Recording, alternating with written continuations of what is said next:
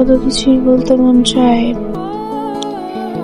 কি করে আমি তোমার ধারালো কথা সহ্য করে নিই, কিভাবে আমি হেসে হেসে বলি সব বাদ দাও, আমি ভুলে গেছি। বলি না কারণ তোমার খারাপ লাগবে ভেবে।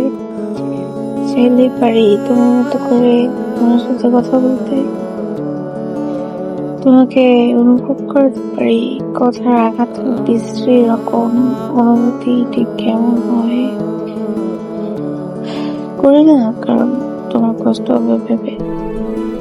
তোমাকে হাসতে দেখতে ভালোবাসি, তাই নিজের কষ্টের কথা খুব একটা ভাবি না।